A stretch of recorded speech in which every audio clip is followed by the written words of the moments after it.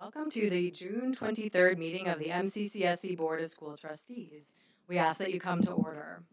We will begin tonight with public comments. Thank you to all who signed up and acknowledged the guidelines to speak to the board tonight.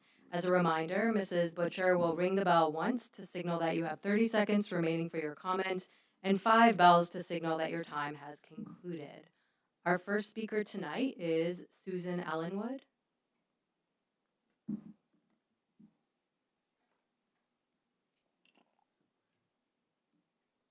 Good evening, thank you. My name is Susan Ellenwood. My address is Wexley Road in Bloomington, Indiana. I have 2 current MCCSC students.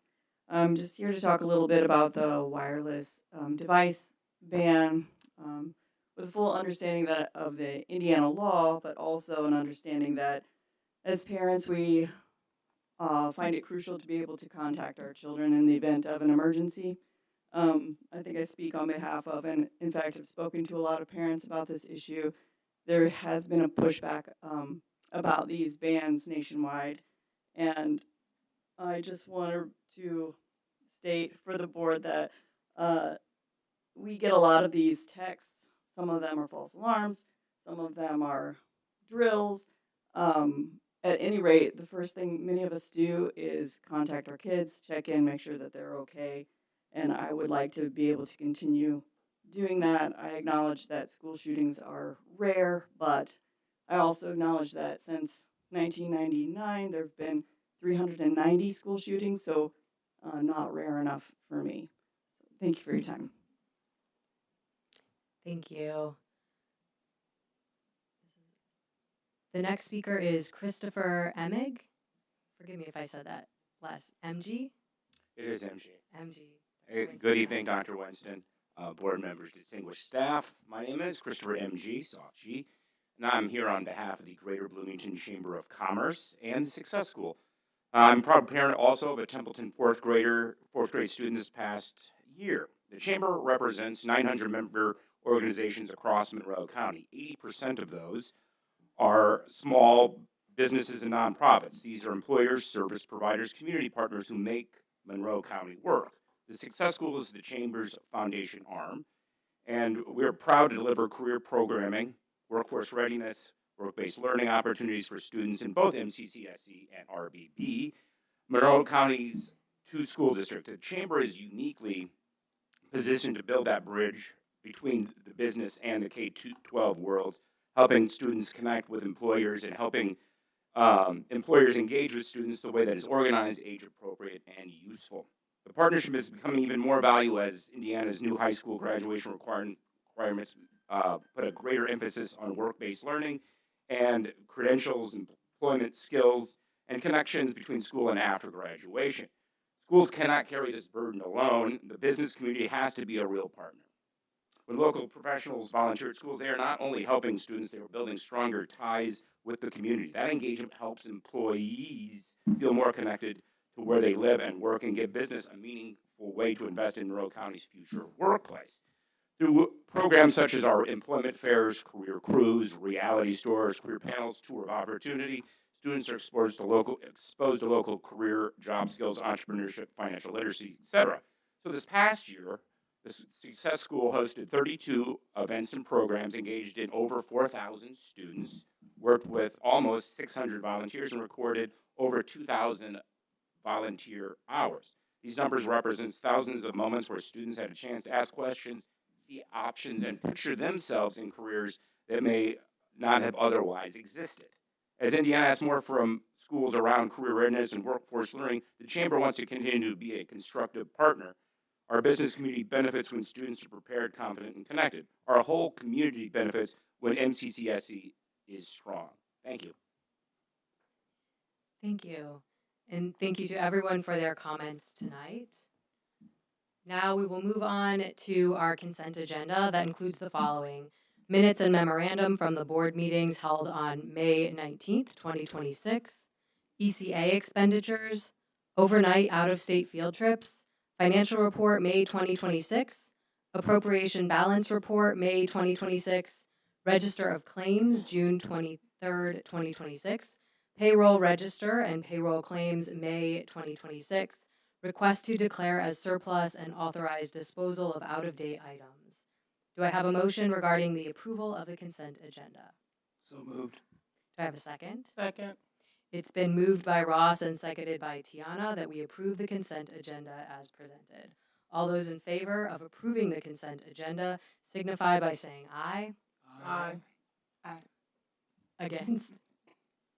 Abstentions? Motion carries.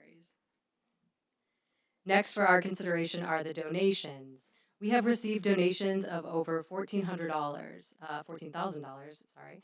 Thank you to all our donors. Your generosity is appreciated. Do I have a motion to accept the donations? So moved. Do I have a second? It's been moved by Ross and seconded by April that we accept the donations as presented. All those in favor of approving the donations signify by saying aye. Aye. Against? Abstentions? Motion carried. Next on our agenda is old business, beginning with policy 7510 and 5136. These are two policies we have tonight for consideration. The first is 7510, use of facilities and the fee schedule. Dr. Henderson?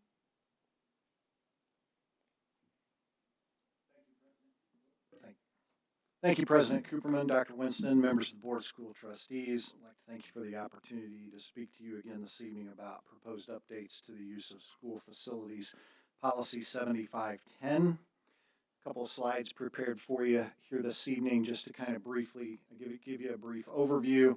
Primary purpose of these revisions is not to restrict access, rather it's to simplify a system that's evolved over many years, improve transparency, and ensure users clearly understand expectations and cost.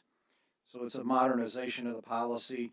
It retains the essential same elements of a 5-tier policy, but distinctly divides them in tiers 1 through 5 rather than subcategories of tier 1 as the previous policy did. It increases transparency by separating facility rental fees from the staffing costs associated with facilities use and creates consistent application, cancellation, and priority scheduling procedures. It improves fairness by clearly defining who qualifies for each tier and establishes clear scheduling priority. It aligns fees with the level of student support, community benefit, and cost recovery associated with facility use. And it strengthens our protections by updating insurance requirements, clarifying liability, staffing, and facility use expectations. The 5-tier structure, the first 3 tiers are presented here on this first slide. Over the next 2 slides, I'll explain each. So tier 1 is school and directly affiliated groups. Examples of those groups would be PTO organizations, band boosters, school clubs, employee associations, those things that are directly affiliated with the school. And for those tiers, there's no rental fee and only a custodial fee if it's outside regular custodial hours. Otherwise, no fee whatsoever. Tier 2 would encompass our youth and local nonprofit service groups. Examples would include scouting organizations, Little League, YMCA youth programs, 4-H programs, 501c3 requirement there to prove that they are a nonprofit organization. Again, no or minimal rental fee, custodial fee, again, only if outside regular hours or if setup or tear down is required for the event with some type of special need associated with that space that it wouldn't ordinarily already be set up for. Tier 3 are our government and tax-supported agencies like Parks and Recreation, Head Start, Election Board, Senior Citizens Programs, Public Safety Programs. Again, a minimal rental fee for those, custodial and staffing fees charged, again, outside regular hours or if the event requires staff to be pulled from their regularly assigned responsibilities or their extra setup fees associated with that. Tier 4 is our community and civic and nonprofit groups. Those would be things like Rotary Lions Club, community charities, religious organizations for non-worship events. Again, a 501c3 requirement associated with qualifying for a moderate rental fee. Custodial fees are charged outside regular hours, again, or if the event requires staff to be pulled from their regularly assigned responsibilities or if setup or tear down is required. Staffing fees are charged for cafeteria or equipment operators as well. Tier 5 would be our commercial and for-profit users. Those would be for-profit businesses, admission-based events where they're charging an admission fee for folks to come in to attend an event in our facility, or product sales types events. Those would incur our highest rental fee in our structure, and all staffing fees are required associated with those groups. And there's a 3-hour minimum on most spaces for rental. So with that brief presentation presented, it's recommended that the board adopt policy 7510, use of school facilities, and the corresponding fee schedule. Changes to this policy and fee schedule were presented for first reading at the May 19th, 2026 meeting of the board and are presented to the board for a second and final reading.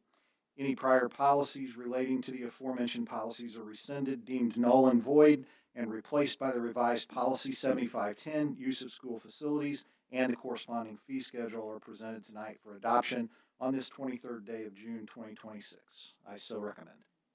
Thank you, Dr. Henderson.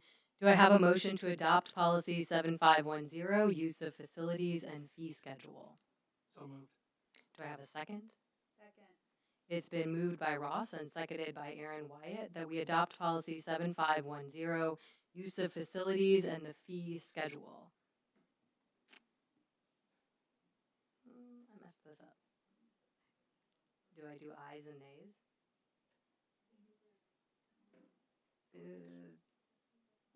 Are there any questions or comments from the board?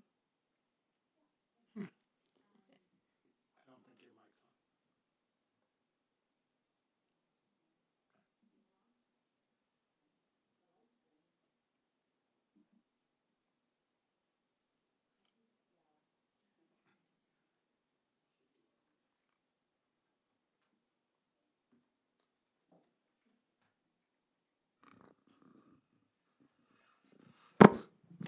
Are there any groups that are currently using our facilities, but according to these new sort of tiers, would be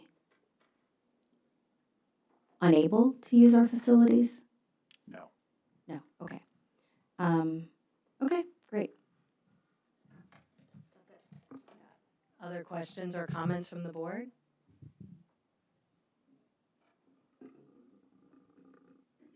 Okay, all those in favor of adopting policy 7510, use of facilities and the fee schedule, signify by saying aye. Aye. Against? Abstentions? Motion carried. Next for our consideration is policy 5136, wireless communication devices. Do I have a motion to adopt policy 5136, wireless communication devices?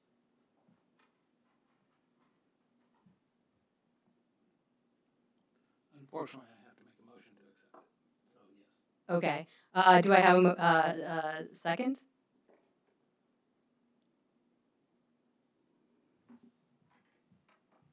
For the sake of conversation, I second this motion. Thank you for your reluctant first and second. It's been moved by April and seconded by Ross that we adopt policy 5136, wireless communication devices. Ms. Harmon? Thank you. Good evening, Dr. Cooperman. Dr. Winston and members of the board. I'd like to present to you some information about policy 5136, our wireless communication devices. Again, just for some important background, we have had a policy 5136 in place for a while, but we are updating it to be aligned with recently enacted Indiana Senate Enrolled Act 78, which is a state law that goes into effect July 1. And it mandates that every school corporation in Indiana adopt a policy that does either A or B, as outlined here. A no device policy under which students are not permitted to bring their wireless communication devices to school, or one that the school has a storage policy under which wireless communication devices are stored away, powered off, and inaccessible to students throughout the school day. Again, all school corporations must comply. We have gathered feedback in a variety of ways, but in particular, a survey that was sent out to all families, staff, and students. We had 424 responses. 82% of them preferred the storage approach, the second option. And also within the feedback are key themes around logistics, where will things be stored, ensuring that there's consistency across all schools, that there are exemptions for IEPs or medical reasons, that there is a way, plans in place for safety and emergency, and also concerns about the administrative and teacher burden in managing the policy. So those informed as well. I think it's important to point out some key definitions that are in the law and are dictated to us by the state. So a wireless communication device in the law is defined as any portable wireless device that's capable of voice, messaging, or data, and includes cell phones, tablets, laptops, gaming devices, and smartwatches not connected to a phone, cell tower, or internet. And then in addition, they define school day, the entirety of time a student is present on school property for a student instructional day.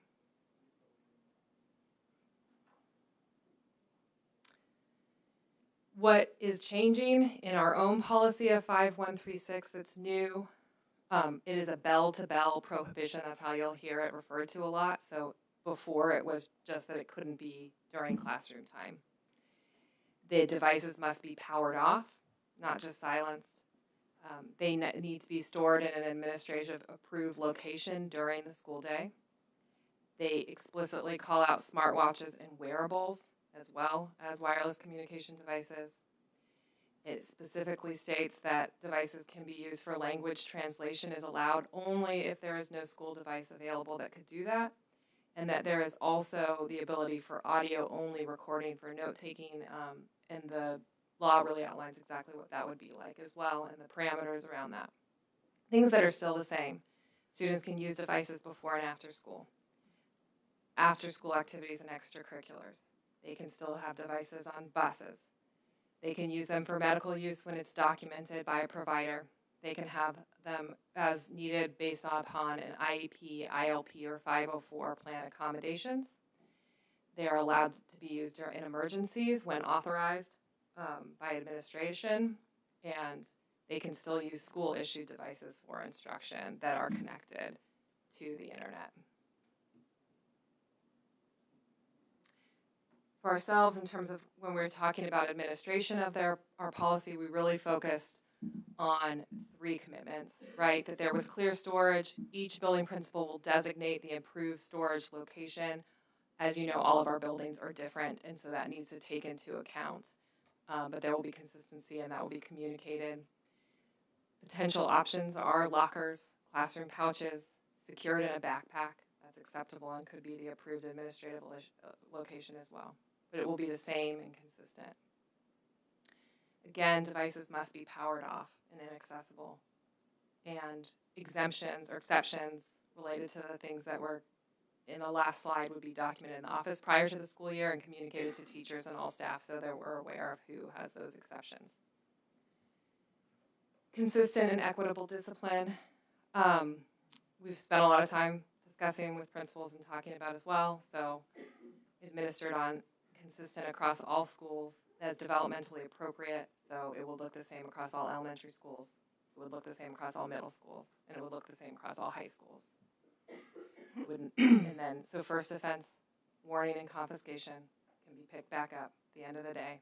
Second offense, the same thing, confiscation and additional developmentally appropriate consequence. Third, confiscation and additionally developmental, and that's third plus. So we're also noting that there could be a point in time if this is something that's repeated excessively, potentially we're talking to families about, okay, maybe not a good idea for the device to come to school. And then finally, just thinking about teacher support, that was a concern in the feedback we have. How do we prepare teachers and administrators for administering this policy? So talking about how redirection, that they don't have to confiscate the phones. Offices manage confiscations and parent contacts and having them picked up. They're not being kept in classrooms when they're confiscated. That they're getting those exception lists before the school year starts. And that we'll be training all principals and teachers on the policy administration. That is what I have for you. Are there any questions? I have some comments.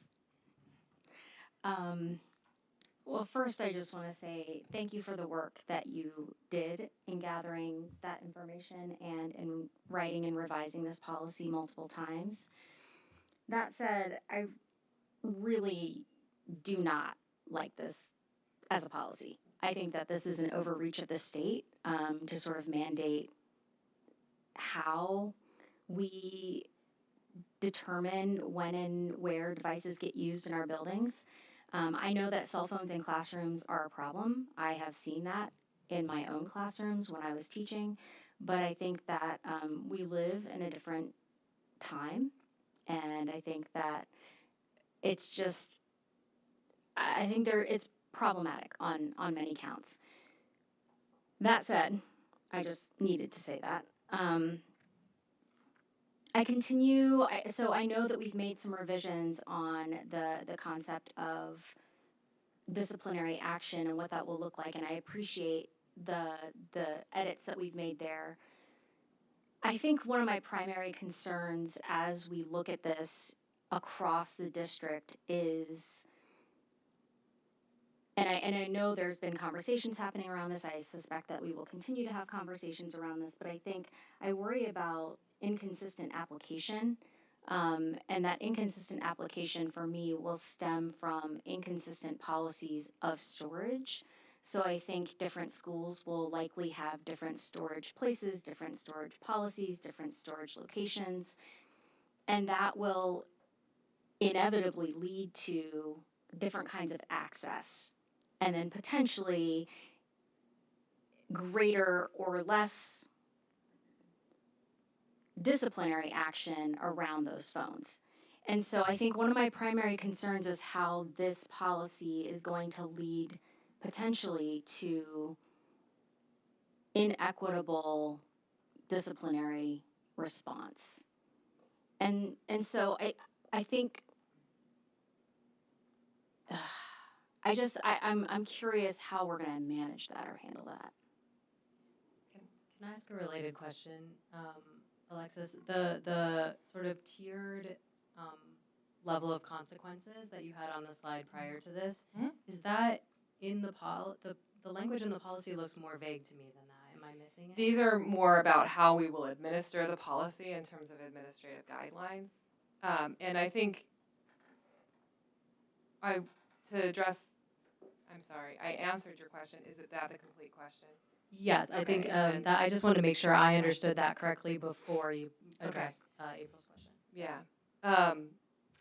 So that would be in our administrative guidelines in terms of how to enact the policy at the building level as an administrator. And here it's, I think, also kind of vague as well. And so I think that's what you're speaking to, is that concern. And so one piece is that I'm presenting for all of our schools at every level. And so, but we have had many conversations as principals and our curriculum office as well, with both the director of elementary education and secondary education, talking about the administration of this policy and the strong desire from everyone, teacher feedback, principal feedback, ourselves as well, for consistency across all schools. So we will see a consistent location for elementary schools. We will see a consistent location for middle schools. We'll see a consistent location for high schools, as well as then what the responses look like as well. That will be consistent across the thing. These are things we'll be planning and communicating as well. It's something we desire. And again, don't want to see increased discipline because of the policy. I think go ahead. I'm so sorry. It's okay. Additionally, I think there are some pieces in Director of Secondary Ed, please feel free to fill in if you'd like. Our middle school has been really, those 3 middle schools have really, over the past few years, seen a need to be really thoughtful about how cell phones are managed in their buildings. So prior to this, they have spent a lot of time working together about consistency of practice and what that looks like. They are already pretty aligned in its managing, and they've spoken I have a lot of the same concerns that you do, so I'm not saying like, oh great, now we get to do all of these things. But what I'm trying to say is those administrators have done a lot of the work and the thinking, and we're excited about the opportunity for them to kind of share that process and what they've done and how that can help. It can't be exactly the same because, again, high school is different than middle school and elementary school, but where you can take what they've learned from that and help apply it. And I think in those cases, they have managed it well and are not seeing students who are inconsistently disciplined because of cell phones across the 3 middle schools. Is that fair? Yeah, that's Mr. very Gilbert? helpful. Yeah, that'd be correct. Okay. For the last couple of years, have had the exact same policy as far as how it's going to be implemented and what would be the consequences for that. Could we potentially track that data over the first, like, semester or year? Yep. And just potentially, you know, we've gotten disciplinary data reports before. I'd like to see, like, I would actually like to see the data after, you know, we begin implementing this to just ensure that we're keeping our eyes on that and that there is, in fact, not disparity. We can absolutely do that. Okay, cool. That won't. We share the exact same interest that you are speaking about, and so I'm very confident in the work that Alexis has led to this point, and I'm very confident in the work that the principals and the teachers and the feedback that they provided to us. But I do think that's an excellent suggestion that we can absolutely follow through on and provide updates on a quarterly basis, just so that we're well informed in terms of how big of an issue has it been, and how have we responded to that accordingly. Thank you. I appreciate that. Thank you for that. And first off, I want to share the same concern as our public comment had earlier. I've kind of spanned the gamut on this. I have a son who's 33 and was kind of the very first kids that had cell phones that you could talk on, all the way to have one coming into 8th grade this year. And we have relied on it. And this is a challenge and a frustration as parents. So when I hesitantly made the motion, that's why, because personally I don't like it either. That said, when I'm looking at the storage options and thinking to what Ms. Harmon said, is it more when we're saying different options? Because, for instance, elementary kids come in and they hang their backpack up for the day because they're in one room. Middle schoolers aren't allowed to carry their backpack through the building, so that would be a different option. So is that the way that's differentiated out in there? Exactly. I'm not trying to imply that every principal or every individual, there are all these unique circumstances about where they'll be located. But right here in this slideshow, it's hard to, don't point out all of So it's more along the lines of which level of building we're talking which about. level of building we're talking about, yes. Is there anything you can add, Ms. Harmon, to the exception for emergency use with authorization? I think was listed on your things that will stay the same. That during an emergency, students can be authorized to access their phone and turn it on and use it. Obviously, I'm sure some of you are thinking, well, if they're in a locker, right? So those are things we're talking about at this point in time, what that means in terms of the storage locations and how that's managed. I think it's also important to note that we will continue to remain engaged in conversation through discussion with MCEA. We'll continue to provide information and feedback from our principals, and Mrs. Harmon will be spearheading the training that's going to be provided for all, so that everyone knows what the expectations are and what the expectations are not, in terms of the consistency with how we intend to handle these matters. I always just wonder in moments like this, I'm just going to ask, but Mr. Bunger, what happens if, like, we didn't pass the policy? I'm sure Todd Rokita would take action. And what would he do? He'd file suit for us for not following through with the statute and force our hand unless we can show that the statute's not valid. He'd love that opportunity. That's what would happen. Well, no, I know. I'm always just playing. This question is probably for you, April. Do you think that this difference in enforcement of consequences, is there something unique to the cell phone policy in particular, or is that something that you worry about with any prohibition that we might have? Yeah, I think I worry with any prohibition that we might have. And anytime something like this comes down and sort of forces our hand that, one, I think increases our need for education, resources, communication, parent interface. I think all of these things are costly, right? They cost us time, they cost us dollars. Every single bit of this is a drain on our teachers' time, our administrative time in our offices. Like, I just think about the amount of time that will now be spent on something pretty frivolous and stupid, and frankly, and that of all the things that we have sort of going on in the state, this is the thing that they sort of chose to take a stand on and sort of push down. It's one of many, right? But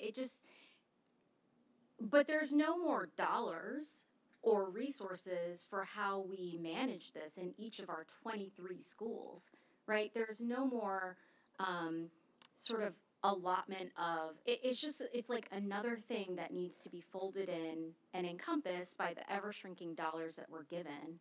And for me, it's kind of like it isn't about the policy itself, though I don't like it. It's about all of the other things that come with a policy like this that go unaccounted for at the state level. And so, yeah, it's like, is this the thing that I want to, like, you know, put this whatever in the, I can't even think of the metaphor right now. Like, is this the thing I want to fight? But for me, it's so much more than the policy itself. It's the principle of this particular action that they've decided just to take. As if this is going to fix the academic state of things in Indiana and not like increase dollars so that we can have more teachers or that so we can, it's a frustration point for me that I feel like this is, so. And I think this is one that parents will fight in a lot of ways, and I think that that means internal battles for us rather than those being directed at the state. And again, that's our administrators' time, energy, our teachers' time and energy. And I wonder how much we are going to expend on a policy which is fairly meaningless from the perspective of, like, it doesn't accomplish anything, really. So that's kind of where I'm at. Appreciate that. Any thoughts on this? What April said. Seconding that. Some of us recently attended a Education Law Institute all about parents' choice, and I do think that it's interesting what the state decides to call parents' choice and what they decide to force us to do, which seems clearly against the wishes of most of the parents in our community. Well, and it sort of chips away at, yet again, like, they're calling this parent choice, but if parents had a choice, they would choose for their students to have access to their phones. And it feels to me like fodder, another reason why a parent might say, I might take my kid to blank instead. I can say, personally, I am going to vote in favor of this, but I will say that I am voting mostly in favor of staying in compliance with the state legislature. That is true for me. I want to share your opinion directly. Agreed. Me too. I'd just like to say that I don't agree with the policy at all, but I understand the importance of us being in compliance with state law. Last call for comments. Okay. All those in favor of adopting policy 5136, wireless communication devices, signify by saying aye. Aye. Against? Nay. Abstentions? Motion carried. And I didn't say this before, but thank you so much, Ms. Harmon, and to everybody who worked on this to get parent feedback so that we could make it fit our district as well as possible. Thank you. Moving on to new business, the personnel report. That's next for our consideration.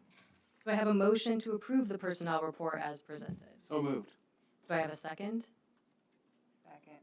It's been moved by Ross and seconded by Asia that we approve the personnel report as presented. Dr. Henderson? President Cooperman, Dr. Winston, members of the Board of School Trustees, this evening I'd like to call to your attention the following administrative appointment and change of status. Jennifer Hester. Jennifer returns to MCCS after serving for 11 years at Bartholomew Consolidated School Corporation as an assistant principal, dean of students, and teacher. Prior to this, Ms. Hester served MCCSC as an athletic director, teacher, and coach. Ms. Hester holds a master's degree in educational leadership from Indiana University, and she is recommended this evening to serve as the principal at Jackson Creek Middle School. Kelsey Pearson.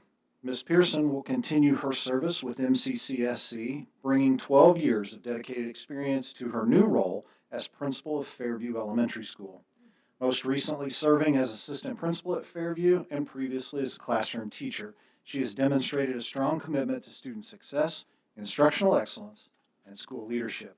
At this time, I request that you please approve the recommendations as presented in your board packet in the personnel report. Thank you, Dr. Henderson. Are there any comments from the board? Congratulations to all. I want to say a personal congratulations to Mrs. Pearson. Mrs. Pearson. Mrs. Pearson will be the principal at the school that my children attend at Fairview. And one of the things as assistant principal, she had the honor, I'd like to think, of calling parents when our kids do something good. And she's always really quick to say, "This is Mrs. Pearson." She says, "It's not bad, it's good news, I promise." And then, the kids want a high five or something like that. So I've always really appreciated that, and I'm so happy to see you moving on to principal. Do you want to, do we have a minute to? Oh, okay, after our vote, sorry. We must keep us on the edge of our seats. Okay, let's see. Any other comments from the board? All those in favor of approving the personnel report signify by saying aye. Aye. Any against? Abstentions? Motion carried. At this time, I would like to invite Jennifer Hester, new principal at Jackson Creek Middle School, up to the podium to address the board this evening. Good evening. I want to thank the MCCSC School Board, Dr. Winston and our team, and the Jackson Creek family for this opportunity. Additionally, I'm thankful for my family who supported me and is here with me tonight, especially my husband who supported me in my dream of being a building principal. I'm honored and humbled to be entrusted to educate the students at Jackson Creek Middle School. I'm very excited to return to the school where I taught the year the building opened. And I believe that the strength of Jackson Creek and of this community is its people. My commitment is to listen, learn, and lead alongside the students, families, staff, and community partners to empower every Jaguar and continue the tradition of excellence. Thank you.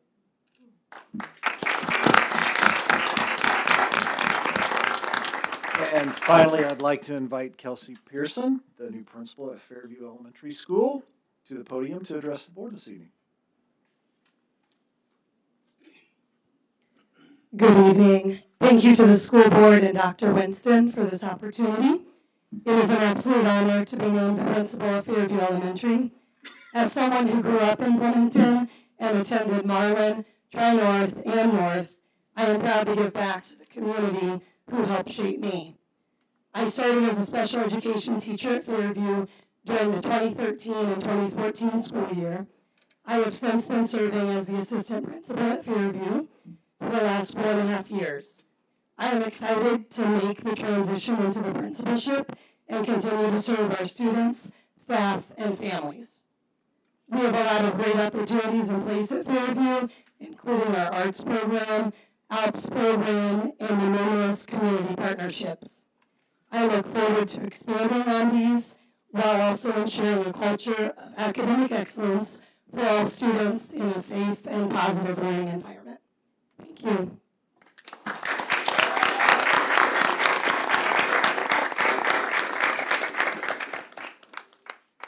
I I have to say that I am beyond thrilled and pleased to be able to introduce our two new principals for the 26-27 school year. Both Mrs. Pearson and Mrs. Hester have strong ties, as you already know, to our community, to IU. I think they're both IU grads. And also, they've just been in our school corporation and have contributed in such significant ways. I am so pleased to see what they're going to be able to do alongside our teachers in support of our students and in supporting our families. And so we welcome you into these new roles. We have high hopes and high expectations, but we know you're going to live up to that. So thank you so much and congratulations.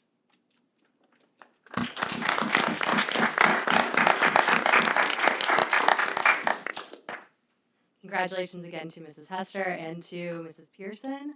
Someday you'll have my kids as Jaguars, so you have that to look forward to. Our final item for consideration is Resolution 2026-06, transfer amount from the debt service. Contracts. I didn't do contracts. Here we go. All right, moving on to contracts. Do we have a motion to approve the contracts, bids, and quotes as presented? So moved. Do I have a second? Second. It's been moved by Ross and seconded by Asia that we approve the contracts, bids, and quotes as presented. Mr. Irwin. Yeah, thank you, President Cooperman. All the contracts have been reviewed and they're set for approval, but I do have a couple that I want to highlight tonight. And the first one is SEMA. SEMA is our natural gas supplier, and so what this contract is it's an opportunity for operational efficiency. So what we're doing is we're locking in more volume of buy for natural gas that actually is more closely aligned to our usage, and it's locking in lower rates. We estimate that it's going to save us upwards of $70,000 in this next year. Through the diligence of some of the people in my office, I just really want to thank Adam and Courtney for their work on this, and so that's a piece that I wanted to highlight. A second one is SpendBridge. SpendBridge is a platform that makes sure that we secure items at the lowest cost. We do plan to pilot this, and it has an upfront cost, but we believe that it will net out significant savings for the corporation. The last one is Zendesk. So the renewal is a $25,000 savings based on IS's review of reduced seats that are needed based on what it is that we had previously. So again, those are three great examples of contracts that show what it is that we're doing. So thank you. Thank you, Mr. Irwin. Are there comments from the board? Thanks, Matt. All I heard was savings, savings, savings. Yeah, we'll take them where we can get them, right? Take it. Yeah, thank you. Okay, all those in favor of approving the contracts, bids, and quotes signify by saying aye. Aye. Any against? Abstentions? Motion carried. Okay, now our final item for consideration is Resolution 2026-06, transfer amount from the debt service fund to the operation fund. Do I have a motion to adopt Resolution 2026-06? So moved. Do I have a second? Second. It's been moved by Tiana and seconded by April that we adopt Resolution 2026-06. Mr. Irwin? Yeah, thank you. So this one is not a savings. This correlates back to something that we've been talking about the last couple of board meetings. In the legislature this year, they passed a one-time exception that allowed us to spread the loss of the supplemental homestead deduction across our debt service fund and our operations fund. So if you remember in previous board meetings, starting in 2027, all of that loss goes to our operations fund. So it's a reduction of the expected revenue that we would usually receive. So this year they are allowing us to spread that. We need this transfer in order for you to authorize us to make that spread happen. So when the dollars come into us from the county, we get what's called the Form 22. The Form 22 shows us exactly how many dollars are coming in and to what fund they're to be deposited, but they're not already allocated based on what the legislature is allowing us to do. So what this resolution is saying is that the DLGF has said, here's how much that you can spread of the loss. So taking that property tax revenue from your debt service fund and move it over to your operations fund. So that's what this resolution ties back to, is the workbook that we received from the Department of Local Government Finance that then allows us to spread that loss so that the operations fund does not bear the full brunt of that loss. And so that's what this is. And so I'm asking for your approval for this transfer of an up to amount for the calendar year. So when we receive the money, it's all going to hit the operations fund, and we're just gonna make an internal move to Yeah. adjust per Yeah, the so statute. the way that they distribute it is based on the county does a circuit breaker report, and so the way that it's originally written is for it to all be to the operations fund. So that's where the reduction originally takes place. And so in order for us to spread it, we have to make that transfer. So we have to receipt it in the way that we receive it. Yep. That's the way the state's saying you have to do it. But then we do the transfer on the back end so that the money ultimately gets to where we want it to go. Right. Other questions or comments from the board? Thank you, Mr. Irwin. All those in favor of adopting Resolution 2026-06, transfer amount from the debt service fund to the operations fund, signify by saying aye. Aye. Against? Abstentions? Motion carried. Tonight, Mr. Irwin will provide the monthly financial update. Mr. Irwin? Yeah, thank you. Starting off with the education fund, a lot of this I realize is somewhat redundant from month to month, but that's a good thing. As far as projections being accurate, our actual revenue was below projections, but actual expenses were below projections in the education fund. And when you net that out, the total projection of the expenses in the fund during the month was very accurate. I did make some adjustments to the outlook of the fund as it relates to future revenue for tuition support. Remember, that's the dollars we receive from the state for student enrollment. So we gave the state our estimated ADM for the fall. That's how they fund us from July through October. And then when your October account is actually reconciled, they either reconcile your payment up or down depending on your student enrollment. So the estimate that we gave them was our spring ADM.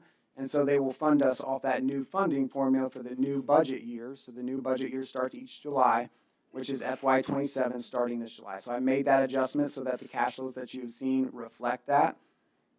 And then also the overall fund cash balance looks pretty similar to what you saw last month. There's not a whole lot of movement there, but much like I said last month, significant progress from where we started. And again, we've talked about that in previous board meetings. When I get over to the 22 referendum, again, some of these things are redundant. We don't see hardly any revenue into the referendums except for June and December, right? Sometimes we see revenue in there, and like in this case, it was a refund of an expenditure. So that revenue came back into the fund, but it was pretty minuscule in the grand scheme of things. Expenses are below projections. Again, very accurate to projections, but slightly below, which is a good thing. And again, because of that, projections overall are slightly up from what you saw last month. We are in a position right now this year where the overall fund balance for the year projects up. But again, I've continued to note that as SEA 1 impacts affect net assessed value, the referendums will produce less and less dollars. And so we are still showing that large dip in cash balance in the long-term outlook of the fund. One other quick note that's redundant on the next couple of slides, but I have in there, you see the expected property tax and license excise tax received in June. That's reflective of what it is that we received from the county this month in June, as far as what it is that they are sending to us and that we've received in those collections. So those numbers are reflective of that. The 2023 referendum, no revenue. Again, much like I said, that's normal. Expenses are below projections. Fund balance for the year projects to be up. Again, the pieces in there for property tax and license excise tax collection are reflective of what we received from the county. And then when you look at future expenses, when you look in the supplies line, you see that larger expense for June, and that correlates to bulk ordering supplies for school supplies. We expect that those invoices and those things to be received in June. So that's why you see those higher amounts as they fluctuate from month to month. That's one of the good things about this process is that you guys start to get very in tune with the ebbs and flows and what's normal and what's not. So moving on to the operations fund, revenue a little bit below projections. What that has to do with is we moved the month of when we will do that reimbursement of past capital expenditures. I didn't move it, but I moved it on my computer. Past capital expenditures from the taxable general obligation bond. That's something that, again, we talked about for a long time now, but again, bringing your awareness that that is about to happen and is set to happen in June. Our payroll, benefits, miscellaneous expenses were extremely accurate. May's services and supplies were below projections. And a lot of that had to do with either the timing of invoices received or it had to do with one-time expenditures that occurred last year that weren't here this year. The fund balances are projecting to be up right now. One of the things that we've been able to do that is somewhat of a strategic fund management and an operational efficiency is that we're able to use interest earned on our lease rental bond to be able to make a payment on our outstanding lease for student devices. That frees up dollars in the operations fund and continues to put that fund in a better position in order to handle the ongoing expenses. So that's something that's helped turn that from a negative to a positive right now as far as the year-end outlook. And then again, what you see when you see some of that other revenue in June, you see that transfer layered on to the $2.5 million from the taxable general obligation bond. You see that transfer that we just talked about with debt service, that resolution.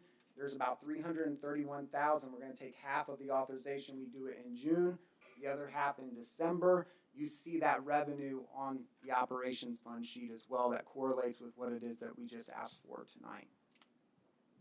Moving to the debt service fund.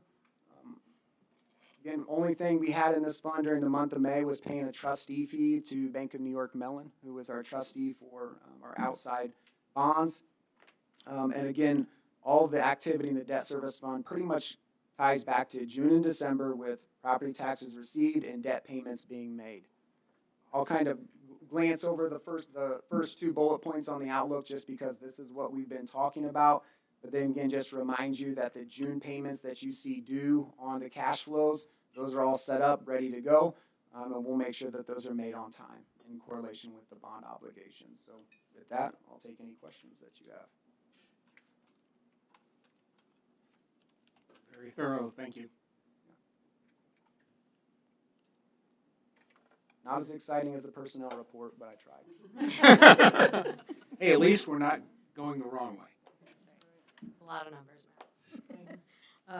Thank you very much. Are there other comments or questions from the board? All right, thank you, Mr. Irwin. Next on our agenda is comments and committee reports from the board. Does the board have any comments or reports that you would like to share?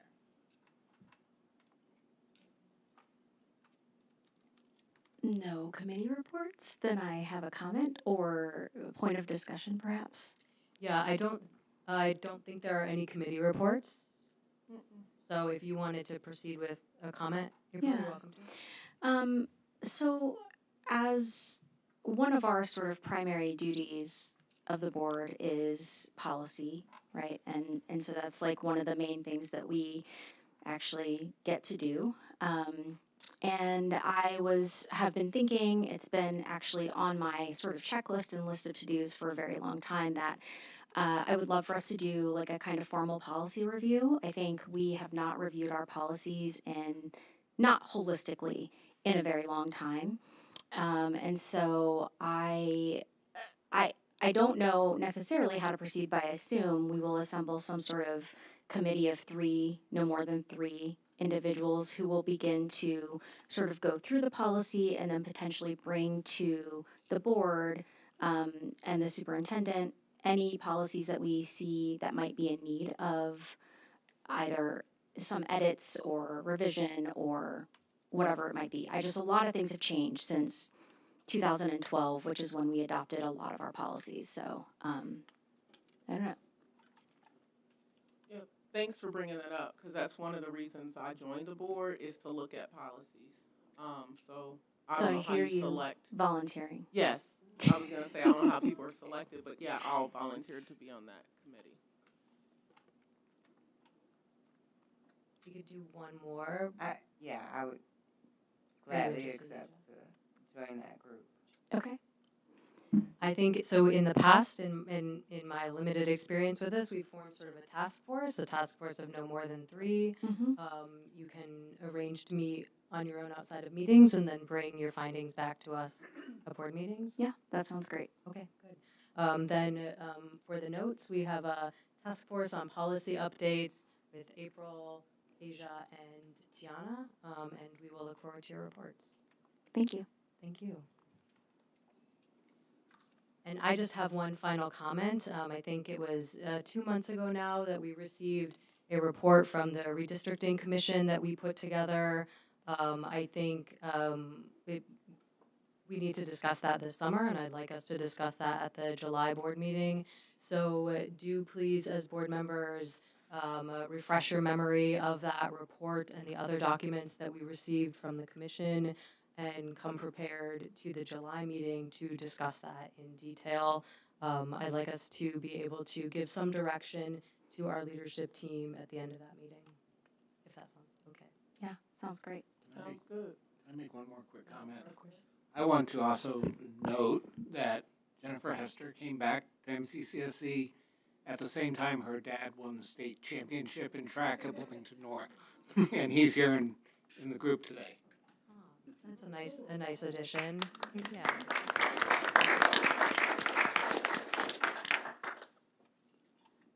Other reports or comments from the board? Thank you, everyone. And Dr. Winston, do you have any additional information to share with us tonight? I do have a couple of items.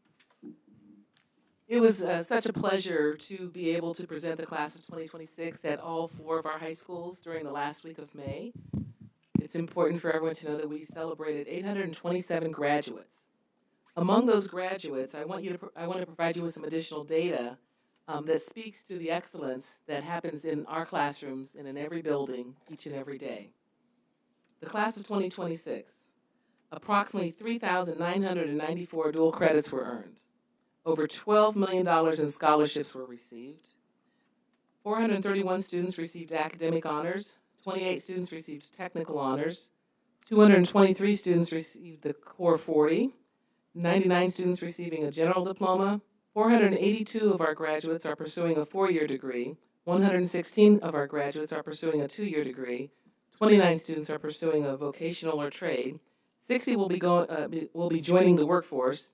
13 will be serving in the military, and over 20 students have earned the Indiana College Core. That really speaks to the excellence of our students and the talent of our teachers. And if you haven't had a chance to do so yet, I would encourage and invite you to check out the MCCSC News website, where you'll see an article or more featuring several of our graduates and their future plans, along with several social media posts. So can we give a round of applause to our graduates?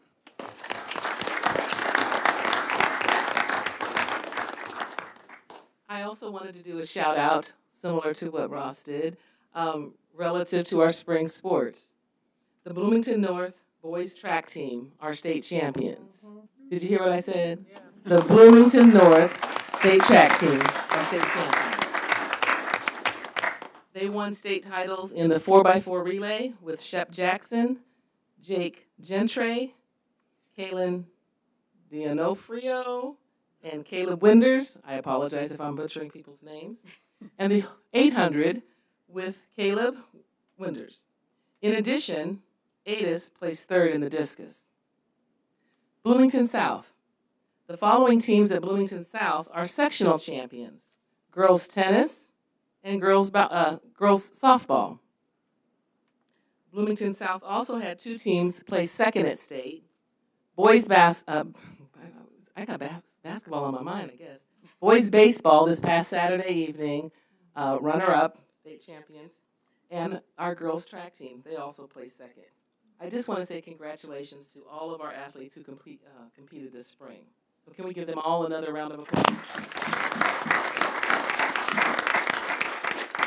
Well done, Coach. I'm also excited to share that MCCSC has now opened our applications for the Strong Schools, Strong Community Ambassador Program. It's going to be an engaging 4-month experience designed to strengthen partnerships between the school corporation and the broader Bloomington-Monroe County community. This program is going to allow our ambassadors to deepen their understanding of our schools and learn how to effectively share the MCCSC story with our community as advocates. The program is designed as an immersive experience, and our ambassadors will participate in engaging activities to learn about schools and day-to-day operations of how do you run a school system. The program also gives our administration the opportunity to hear various perspectives, to listen, and to learn. To learn more about the dates, details, and to apply, please visit mccsc.edu/ambassadors. And one final reminder, MCCSC will be closed on Thursday, July 2nd and the 3rd in recognition of Independence Day. That concludes my report.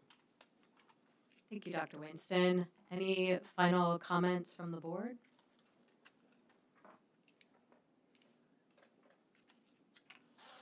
Thank you, everyone. The next regularly scheduled board meeting will be held on Tuesday, July 28th, 2026. We are adjourned.